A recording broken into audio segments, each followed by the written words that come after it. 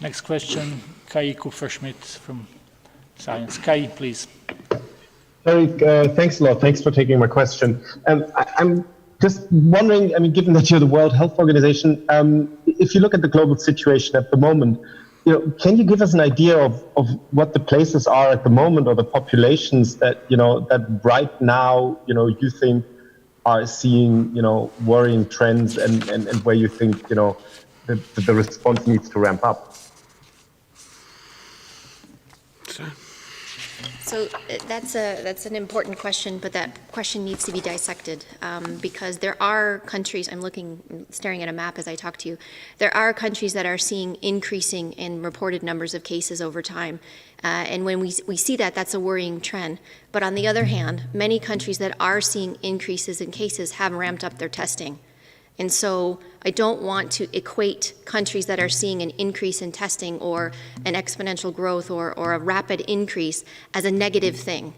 It's not good in terms of seeing cases, in terms of transmission, but I don't want to equate that with something that is wrong.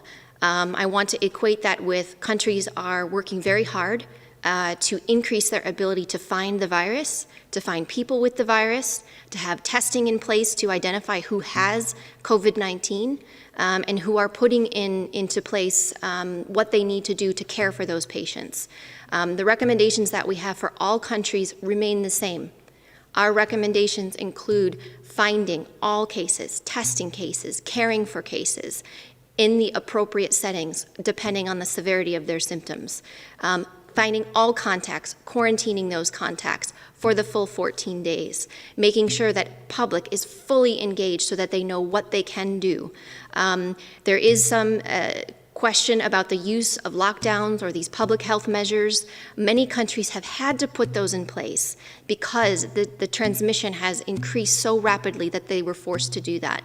What we have had to do is put guidance out to support countries in lifting those measures, which needs to be done in a controlled way because this virus likes to find opportunities to spread.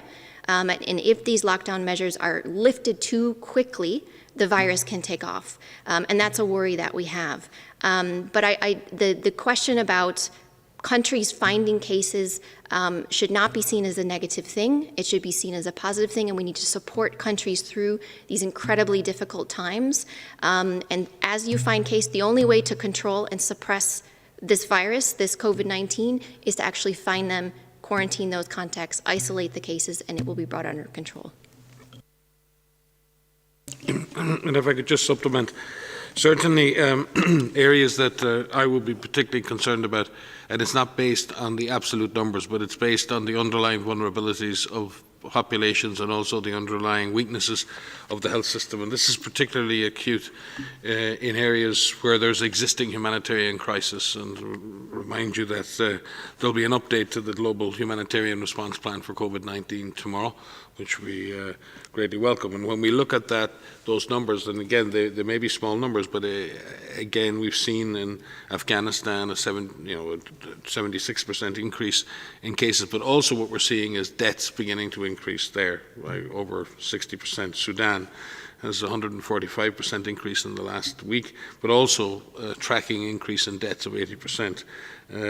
Palestine similarly with the 100% increase in deaths in the last week. Yemen has a very small problem in the sense of the number of cases that have been reported, but we believe that the virus is spreading at community level, and we need to focus on providing essential health services and COVID-19 services to all people in Yemen, as we do to all people in Syria, and working across lines and ensuring that we are getting and reaching all people within borders, regardless of the different conflicts that are ongoing, is becoming an increasing challenge for the humanitarian organizations.